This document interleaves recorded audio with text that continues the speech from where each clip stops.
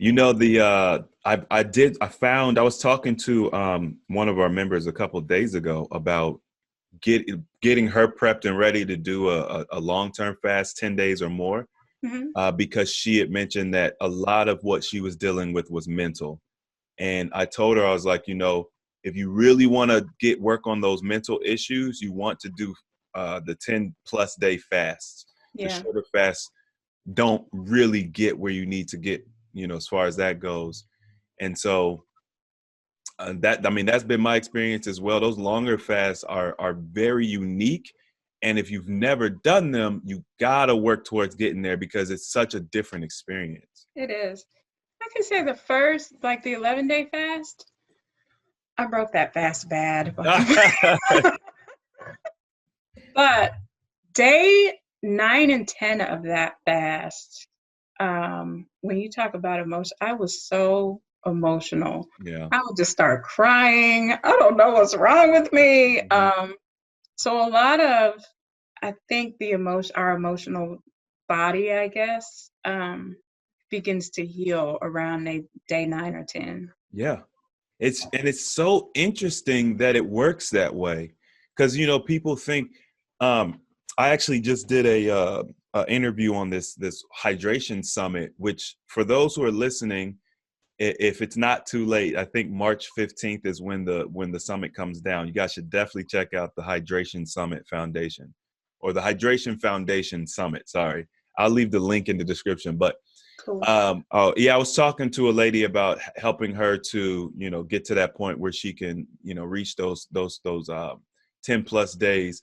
But the for some reason the body does different things at different points in the fast, and you can't build up to it. Like, when I did that interview, the lady, she was like talking about like the shorter fasts, even a few hours or 24 Hmm. hours. And that's great to get started, but you should always build yourself up to the point where you could do 10 plus days, Sure. because something unique takes place. And as we were talking before, even with the 21 days, there's something that unique takes place when you fast for 21 days, or 40 days. Yeah. It's very different. So that's very interesting.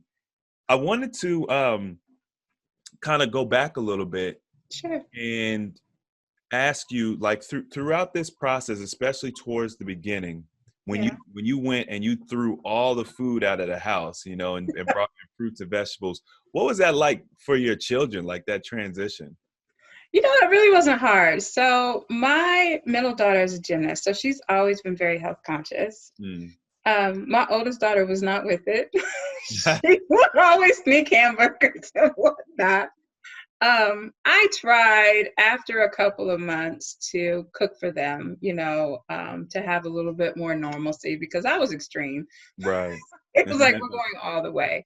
Yeah. Interestingly enough, my son is mildly autistic. And so I have him on a vegan diet and it has totally changed him. So Mm. it was definitely for my oldest daughter, it was a huge transition just Right. because she was older. She was not with it. But my middle daughter now, she's 20, she'll be 22. She's still a vegan, living Nice. out on her own in Oregon, doing her thing. She's still a vegan. So, and interestingly enough, my oldest daughter, she's not vegan, she's a vegetarian. So some of it stuck, some of it Yeah. stuck. Yeah. Well, it's kind of challenging because they're used to something for so long, and then all of a sudden, here comes mom and just flips the table on them. You can't have no cookies, no crackers, ain't no ice cream in this piece. You Right. can't have none of it. Um, but I tried to be very cognizant of that because I realized like that's a huge change for teenagers to go through. For anybody, Yeah, you for know, sure. especially if, and see, for you, there was the motivation. You were the one you were in the hospital. You were the one dealing with all these particular issues. So you had a lot of motivation. Whereas the children, they're still young. I mean, you can really bang your body up quite a bit before it starts breaking down. So especially Absolutely. as you're young, you feel like nothing can touch you. You do whatever. eat Yeah. ice cream right before you go to sleep, wake up the next Whatever. day, have coffee, whatever, just keep on moving. Yeah, absolutely. It's good to see them though now living a very healthy lifestyle. And I really I'm thankful that some of that took root for them. And they're at a point now where they're adults and they're making very healthy choices. So that's really good. Yeah, part of my story is my grandma actually did that to us to a degree. I didn't like I wasn't living with her at the time. I did at certain points in my life, but Mm. at the time when she made her health changes, we were just like visiting on holidays, Yeah. and she would just completely change up our food like randomly. And we would be begging her like, "Grandma, please make this, please make that." She'd be like, Yeah. "Nope, nope, it's not good for you." So that was a difficult transition and I didn't understand it, but it planted a seed, I think, Yeah. and then when I got older and I started dealing with my own things, I remembered it and I started watering that seed and it started growing. I So think it's just really important, especially as young women. My daughters are young women now and dealing with all the things they have to deal with. Health should never be one of them. And the fact that, you know, they're emotionally stable, I think a lot of it has to do with diet. They yeah. don't eat meat, they don't put all of those toxins into their body, and they're just very well adjusted young women. I think that diet has a lot to do with it. I mean, your story, I think, is proof of that. If not, just for your own family, your own life. But I mean, if we look at other people, even myself, I've changed a lot since I've changed my diet. You Yeah. know, like I've always kind of been who I am, but like my outlook on life, my energy, like it's all different now. Yeah, it And is. It's absolutely true. I mean, coming from, and I was really just when you reached out, I'm like, how much of my story am I really going to tell? How much am I comfortable sharing? Because I really think about the place I was back in 2011 and prior to that, just dealing with like my upbringing was hard.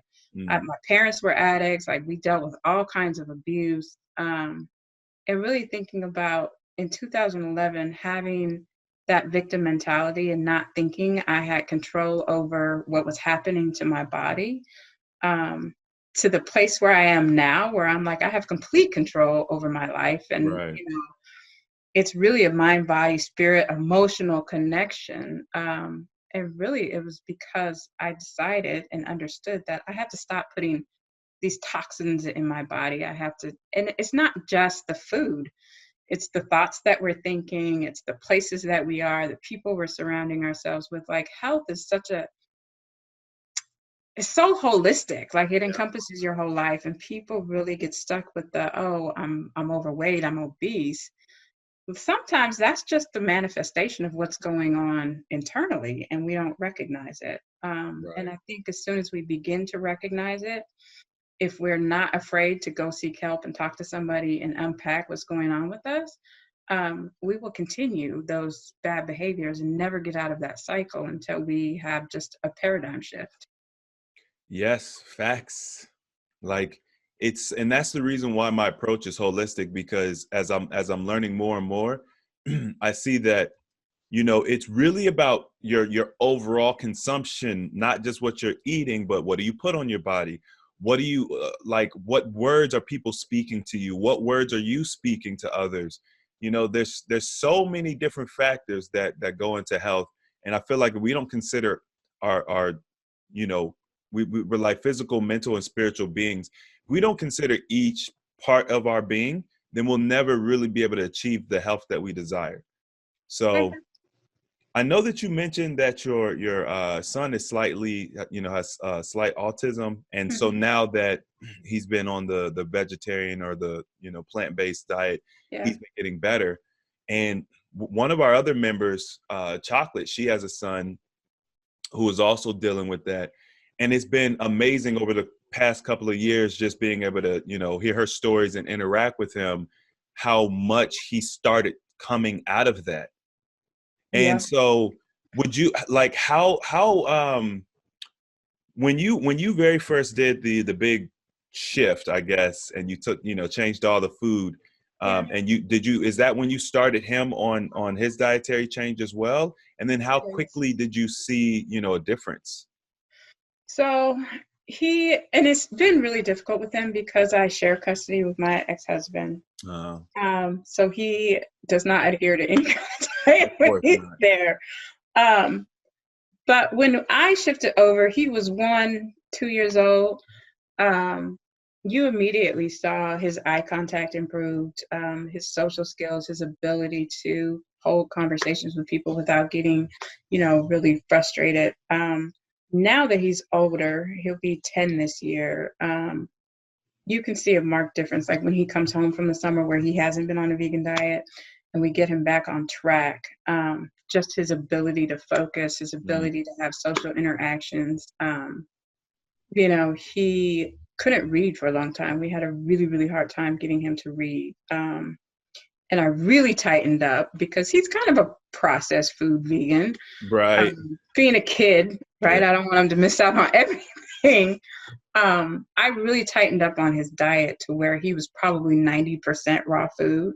Mm, Um, and his ability to read, uh, he's now reading at almost a sixth grade level in the third grade. And so nice.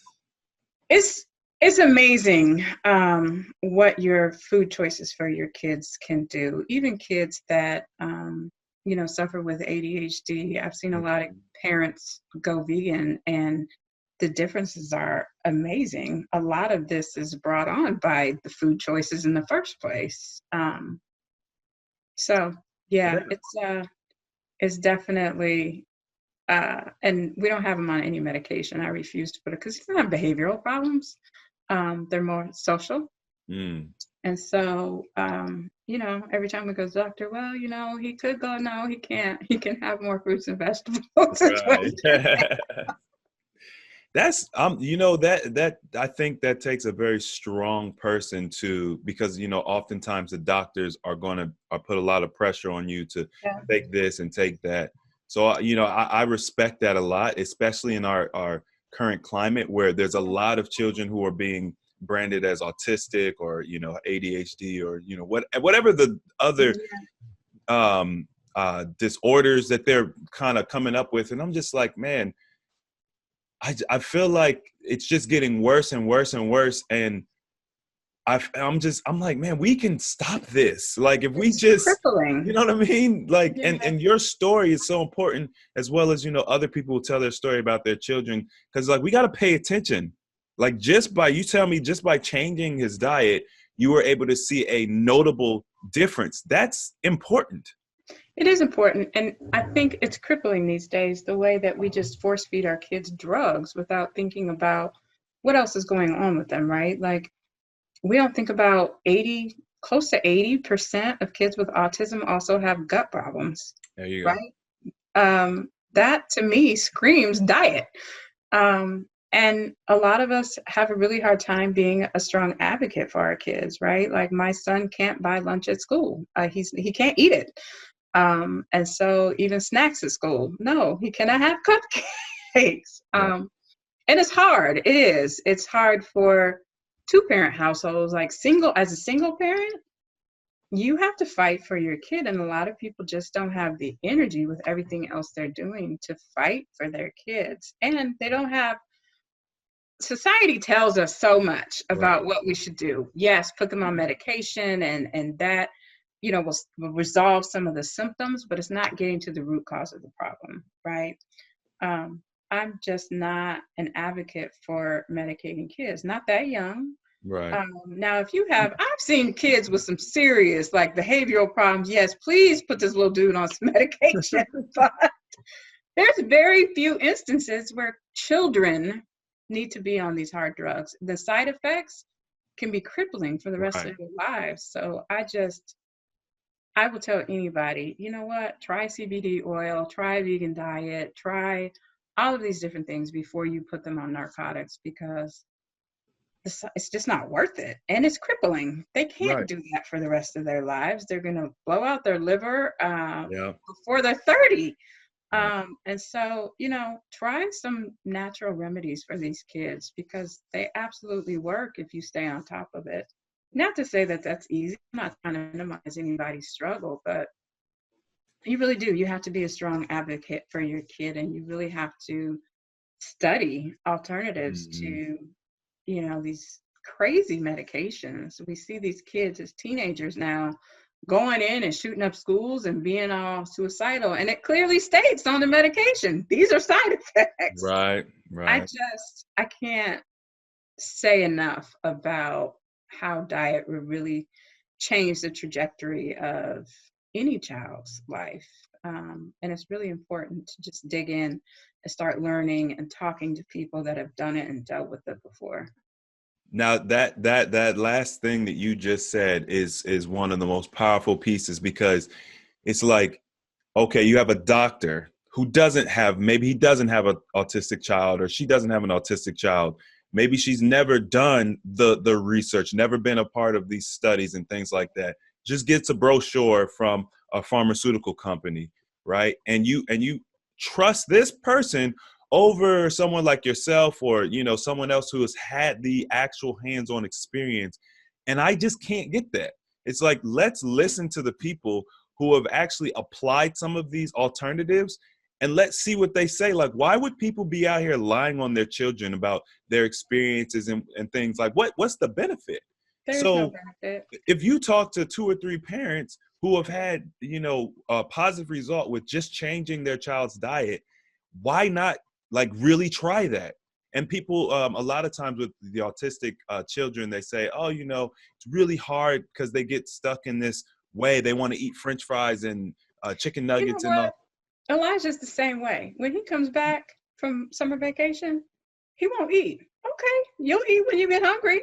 Right, I'm not putting anything else in this house. right, And the fact is, we have to quit acquiescing to their kids, right? right, If you put it in front of them and they don't want to eat it, that's fine. You'll get hungry enough and you'll eat it. right. Um, Also, I think we have these societal mental models, right? Where we've been conditioned to trust our doctor, even though doctors, they have no nutritional education. Right. They have maybe an hour in all of their schooling of nutrition education, and even that's skewed. So I think you're absolutely correct.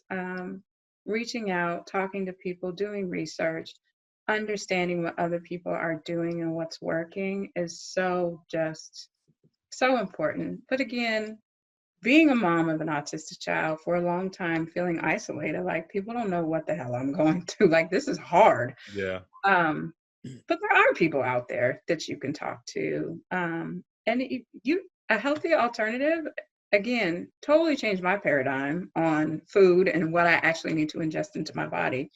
There's a ton of resources out there at your fingertips. Mhm.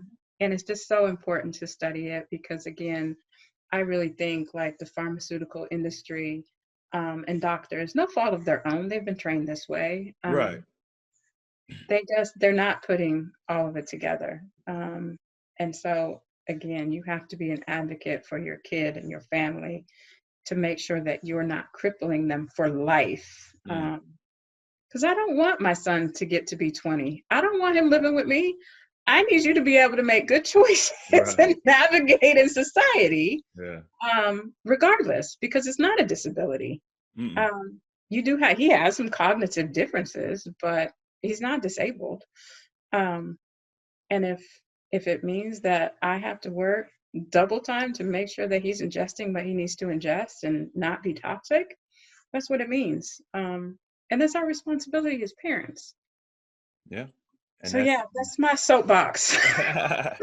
well, I wanted to touch on that because I feel like it's an issue that's plaguing us right now. There's It's not a ton of pervasive. people who come on here that talk about it. We have had a few people in the group, like I mentioned, who have dealt with it. But anytime I can highlight it, I think, because a lot of people feel like there's no hope and there's nothing you could do. But that's how, when people feel like there's no hope for, autistic children, well, that's how a cancer patient feels. And that's how a HIV patient feels. Like everyone feels like there's no hope. Even I felt like there was no hope for my issues. Yeah. We all get to that point. And it's like, a healthy alternative to me is a place where we can not just provide hope, but also give you tools that you can use to start seeing change and start seeing the light at the end of the tunnel.